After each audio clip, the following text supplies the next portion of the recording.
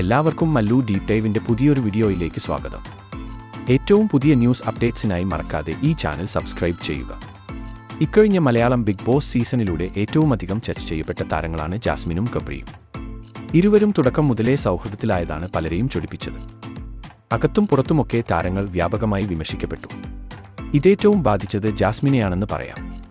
എന്നാൽ മത്സരത്തിന്റെ ഫൈനൽ വരെ എത്താൻ സാധ്യത ഉണ്ടായിരുന്നിട്ടും ഗബ്രി പകുതിക്ക് വച്ച് പുറത്തായത് ആരാധകർക്കും ഉൾക്കൊള്ളാൻ കഴിയാത്ത കാര്യമാണ്. മത്സരബുദ്ധിയിലും പ്രകടനത്തിലും മുന്നിൽ നിന്ന് ഗബ്രി പുറത്താവാൻ കാരണം ജാസ്മിനാണെന്നും ആരോപണം ഉണ്ടായിരുന്നു. ഇത്തരത്തിൽ തനിക്കെതിരെ ഉയർന്നു വന്ന ആരോപണങ്ങളിൽ പ്രതികരിക്കുകയാണ് ജാസ്മിൻ ഇപ്പോൾ. ജാസ്മിൻ തന്റെ ലൈവിൽ പറഞ്ഞത് ഇങ്ങനെയായിരുന്നു: എനിക്കൊരു മാറ്റമില്ല. അന്ന് ഞാൻ എന്ത് പറഞ്ഞോ അതൊക്കെ തന്നെ. മീൻസ് പണ്ട് ഞാൻ ബിഗ് ബോസിൽ പോകുന്നതിന് മുമ്പ് ഞാൻ എന്തായിരുന്നു അതൊക്കെ തന്നെയാണ് ഞാൻ ഇപ്പോഴും. എൻ്റെ ഭായിന്ന് നല്ലത് വരും. ബിഗ് ബോസിൽ പോയെന്നുള്ള പട്ടിച്ചോന്നും എനിക്ക് കാണത്തില്ല. ഞാൻ വല്ലതൊക്കെ പറയും.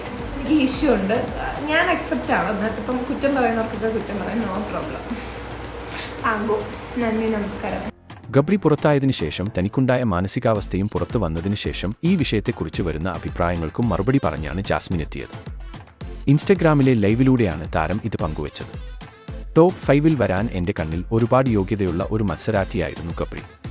പക്ഷേ വിധി അത് നടത്തിയില്ല. ടാസ്ക് ലെറ്റർ ആയാലും ടാസ്ക് ആയാലും വളരെ ഭംഗിയായി ചെയ്യാൻ കഴിയുന്ന ഒരാൾ.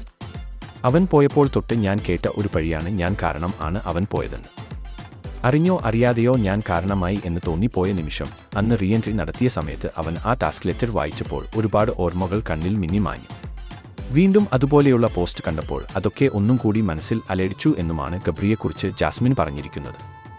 ഇത്രയധികം നെഗറ്റിവിറ്റി വന്നതിനാൽ ബിഗ് ബോസിന് ശേഷം ജാസ്മിൻ്റെ ജീവിതമെന്താവും എന്നറിയാനുള്ള ആകാംക്ഷയിലായിരുന്നു ആരാധകർ.